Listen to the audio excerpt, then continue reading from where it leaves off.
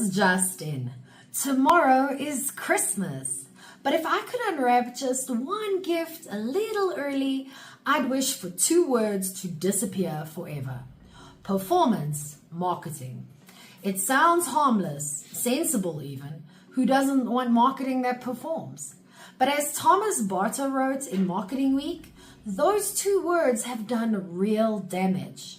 Not to bots or billionaires, but to regular business owners who are just trying to spend their money wisely and see a return. Let's unpack why this phrase keeps showing up in job ads and boardrooms, and what it's quietly ruining. First, where did performance marketing even come from? Nobody's quite sure. Some say Google, others point to digital agencies, but like most marketing buzzwords, it crept in quietly, then stuck like glitter to a carpet. Originally, the term meant you only paid when something happened. A click, a lead, a sale. Sounds practical, like ordering food and paying after it arrives.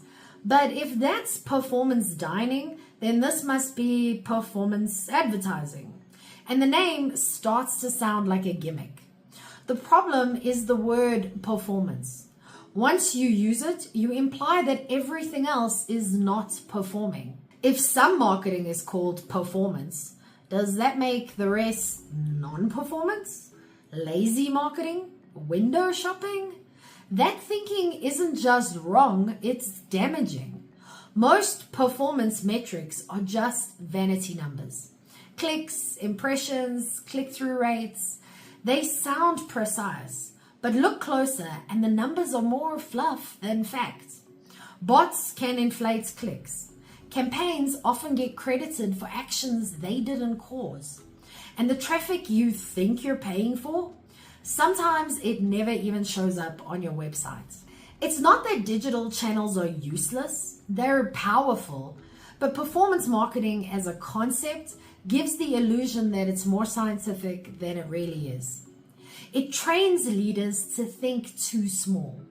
If you've ever sat in a meeting where the CFO wants to just boost conversions this quarter, you've felt the pressure of short-term thinking. Performance marketing promises quick wins. That's part of the appeal. Spend a bit, see a spike, show a graph, feel good. But that thinking is like drinking energy drinks instead of eating meals. Eventually, the crash hits. Real marketing works on two tracks. The short term, which is getting attention, generating leads, and then the long term, building trust, reputation, and loyalty. If you only chase the short term, you train your team and your budget to treat marketing like a vending machine. Push a button, get a click. But what happens when the clicks stop working? The brand gets left behind. Every marketing textbook and most university lectures say brand building matters. And every smart marketer agrees. So why does it keep getting cut from the budget? Because performance marketing sounds like the safe bet. It's packaged as easy, controllable, and measurable, which makes it appealing to people who don't know what marketing really does. As a StoryBrand certified guide and duct tape marketing consultant, I've seen the damage up close. Businesses over-optimize for clicks and forget to build trust. They run ads but never clarify their message. Then they wonder why leads bounce or go cold. Here's the truth. Clicks don't build brands. Clarity does. And the math doesn't even work. Thomas Barter cited a stat from the American Association of Advertisers. Only 25% of digital ad spend reaches the intended audience. The other 75%? Lost to fraud, poor targeting, or just plain waste. So much for performance. Even when tracking is done well, most buying journeys don't follow a clean path. Someone sees an ad, forgets about it, searches later, clicks a different ad, and then finally buys after seeing a review. Attribution gets messy, but performance marketing acts like it's all traceable, like we can just follow the clicks from start to finish. That's not how real buying behavior works, especially not for services where trust takes time. And this creates a vicious cycle. Once businesses get hooked on performance marketing, it's hard to stop. Budgets get locked into digital.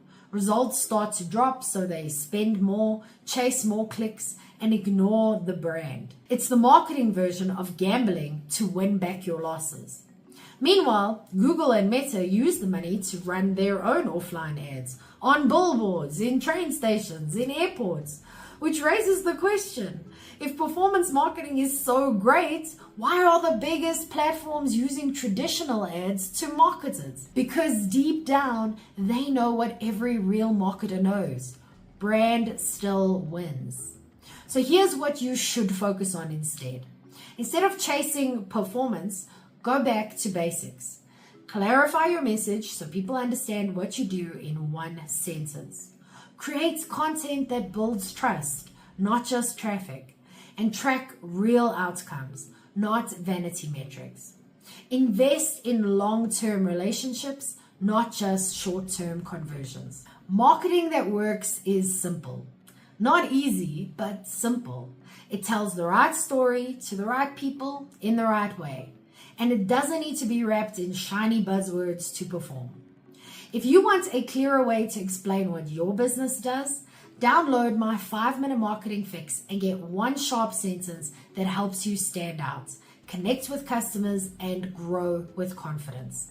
You can download it for free in the description below or go to strategicmarketingtribe.com/fix. But what about you? What marketing metric do you think businesses rely on too much? I'll go first. Click-through rate. It looks impressive and explains almost nothing. Okay, your turn. What metric worries you the most? Let me know in the comments. I'm Vicky Sidler from the Strategic Marketing Tribe, and I post helpful news updates for small businesses every day.